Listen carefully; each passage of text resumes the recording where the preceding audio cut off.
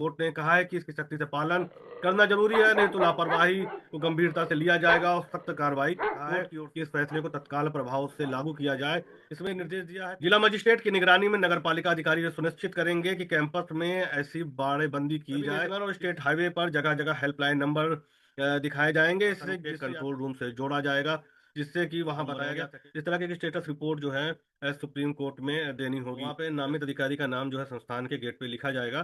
स्थानीय नगर पालिका सचिव इन निर्देशों का कड़ाई से पालन कराएं। चिन्हित स्थानों से जो कुत्ते को उठाकर उनकी नसबंदी की जाए और फिर शेल्टर होम में भेजा जाए। तो मैं राहुल पांडे, आज के एक्सप्लेनर में हम जानेंगे कि कुत्तों को लेके सुप्रीम कोर्ट ने क्या आदेश दिया है। आवारा कुत्तों को लेके सुप्रीम कोर्ट सख्त हो गया है। कुत्तों को लेके सुप्रीम कोर्ट ने एक बहुत बड़ा फैसला सुनाया है, एक आदेश जारी किया है। सभी कुत्तों पे क्या सरकार को करना है, राज्य सरकार के लिए क्या दिशा निर्देश जारी किया है, इसको लेके हम आपको बताएंगे। तो 3 जजों की बेंचों ने शुक्रवार को सभी राज्यों और केंद्र शासित प्रदेशों से कहा है कि वे सार्वजनिक जगहों से आवारा कुत्तों को हटा दें। इनमें अस्पताल, स्कूल, कॉलेज, खेल परिसर और रेलवे स्टेशन शामिल है। कोर्ट ने कहा है कि इसकी सख्ती से पालन करना जरूरी है, नहीं तो लापरवाही को गंभीरता से लिया जाएगा और सख्त कार्रवाई कोर्ट की ओर से किया जाएगा। आखिर कब तक हटाए जाएंगे ये आवारा कुत्ते, गड़बड़ी पर कौन जिम्मेदार होगा और कोर्ट ने क्यों सुनाया इतना सख्त फैसला, हम आपको ये सब अपने जय हिंद टाइम्स एक्सप्लेनर में विस्तृत रूप से बताएंगे। दरअसल कुत्ते काटने की घटनाओं को लेकर लगातार सुप्रीम कोर्ट में याचिका दायर की जा रही थी। बताया जा रहा था कि जो कुत्ते हैं वो राह चलते लोगों को काट रहे हैं, जिससे कि लोग काफी परेशान हैं। रेबीज के होने के डर से मौतों का भी जो ग्राफ था वो बढ़ रहा था। इसको लेकर सुप्रीम कोर्ट ने ये आदेश जारी किया। जस्टिस विक्रम नाथ, संजीव मेहता और एवी अंजारिया की बेंच ने आदेश में कहा है कि इस फैसले को तत्काल प्रभाव से लागू किया जाए। इसमें निर्देश दिया है कोर्ट ने कि राज्य सरकारें और केंद्र शासित प्रदेश अपने संबंधित स्थानीय या नगर पालिका अधिकारियों के जरिए 2 हफ्ते के भीतर स्कूलों, अस्पतालों, खेल परिसरों, बस स्टैंड, डिपो और रेलवे स्टेशन को चिन्हित करेंगे। ऐसे वो भी स्थान है जहाँ पे कुत्तों की ज्यादा होने से, आवारा कुत्तों के ज्यादा होने से लोगों को परेशानी हो रही है, वो भी जगह चिन्हित की जाएगी। जिला मजिस्ट्रेट की निगरानी में नगर पालिका अधिकारी ये सुनिश्चित करेंगे कि कैंपस में ऐसी बाड़ेबंदी की जाए जिससे आवारा कुत्ते वहां ना घुसने पाए, वहां उनको रोका जाए और उससे जो है किसी भी नागरिक की को परेशानी ना हो, ना ही वो कुत्ते जो है उनको काटे। इस तरह से जो है पूरा जिला मजिस्ट्रेट की निगरानी में जो अफसरों का एक टीम गठित की जाएगी, जो ये सब सुनिश्चित करेंगे कि कहाँ कहाँ मेड़बंदी की जानी है, कहाँ पे किस तरह से बाड़ेबंदी की जाने की, किस तरह से आवारा कुत्तों को रोका जाए और नागरिकों को बचाया जा सके इन कुत्तों से।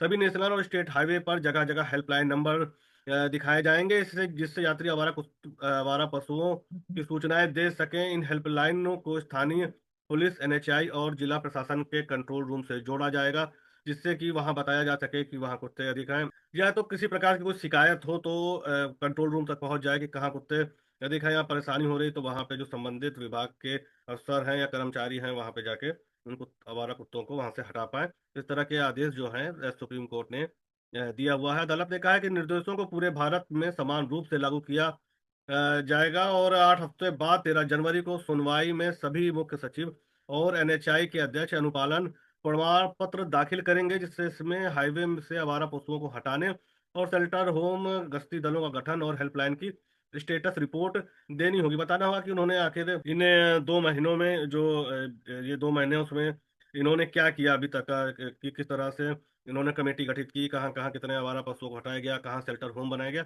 इस तरह की स्टेटस रिपोर्ट जो है सुप्रीम कोर्ट में देनी होगी। सभी प्रमुख सचिवों को, सभी सरकार, राज्य सरकारों को यह आदेश सुप्रीम कोर्ट की ओर से दिया गया है।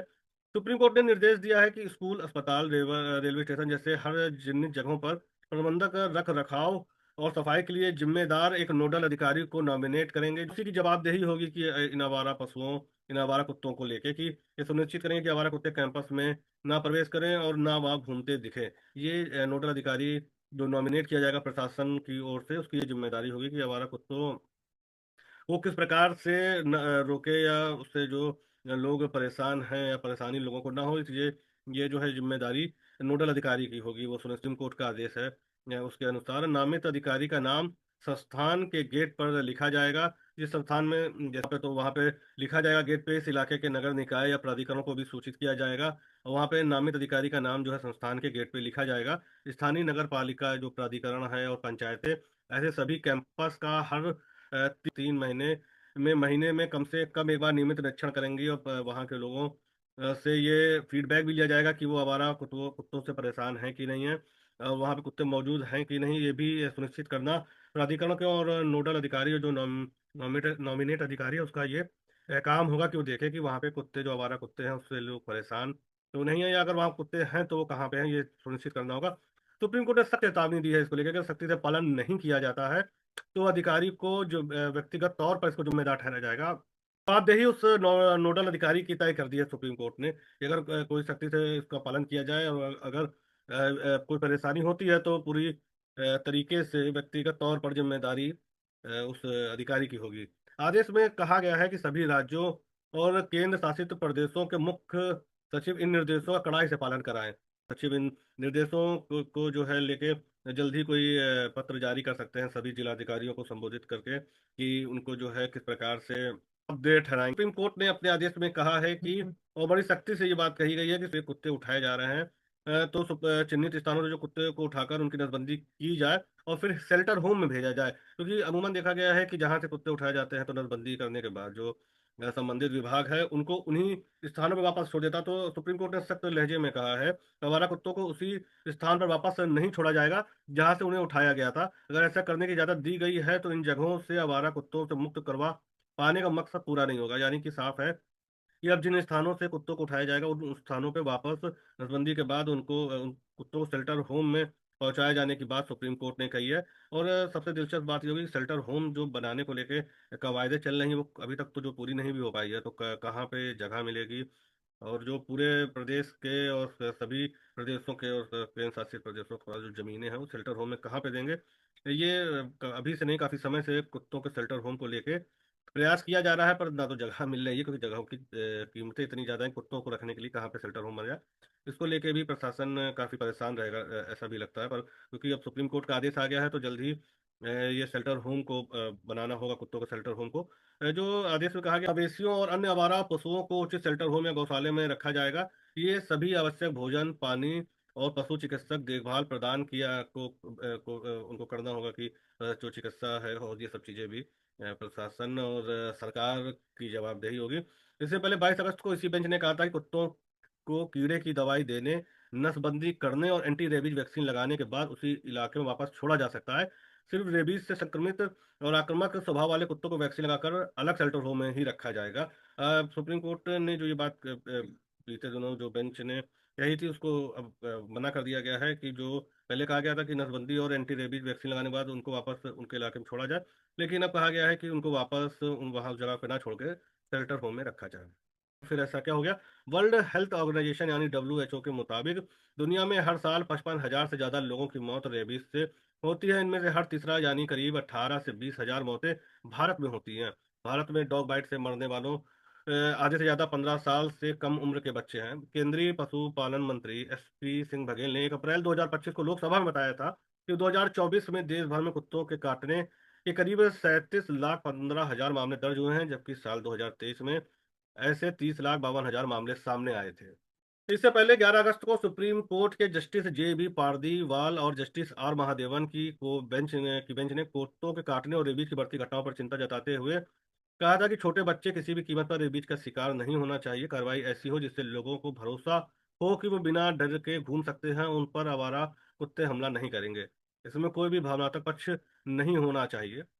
जो अगस्त में जो सुप्रीम कोर्ट के जस्टिस विक्रम नाथ की अगुवाई में 3 बेंचों की पीठ ने जो फैसला सुनाया था उसके संबंध में भी देना चाहते हैं कि उन्होंने 20 अगस्त को जो सुप्रीम कोर्ट ने एक आदेश जो दिया था बड़ा फैसला था और उसको लेकर काफी चर्चा भी हुई थी कि कोर्ट ने कहा जो आवारा कुत्तों को पकड़ शेल्टर होम में रखने की जो बात कही थी 11 अगस्त को, कोर्ट ने अपने फैसले में कहा कि केवल बीमार और आक्रामक कुत्तों को ही शेल्टर होम में रखा जाए।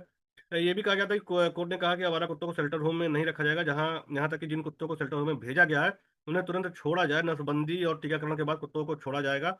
और ये है जो सुप्रीम कोर्ट ने जो आवारा कुत्तों पे जो अब जो आदेश दिया है वो ये है कि इन आवारा कुत्ते हैं उनको नसबंदी के बाद शेल्टर होम में रखा जाए, ना कि वापस उस जगह पे छोड़ा जाए। इसको लेकर प्रशासन नॉमिनेट करेगा एक अधिकारी को, उसके बाद देखा जाएगा कि इसको कहाँ तक का इम्प्लीमेंट किया जाता है। और इसी के लिए सुप्रीम कोर्ट ने कहा है कि जो 13 जनवरी की सुनवाई होगी उसमें मुख्य सचिव NHI के अध्यक्ष अनुपालन प्रमाण पत्र के साथ वहां पर उसको दाखिल करेंगे। वहां पे बताएंगे कि तो उन्होंने अभी तक आखिर इन आवारा पशुओं के शेल्टर होम को लेके या उनके रखरखाव को लेके क्या किया है? हेल्पलाइन की स्टेटस रिपोर्ट क्या है? इसको जमा करना होगा। आवारा कुत्तों को लेके जो सुप्रीम कोर्ट का आदेश आया है उसको लेके हमने ये आपको बताया है कि ये किस तरह से इम्प्लीमेंटेशन किया जाएगा। जय हिंद।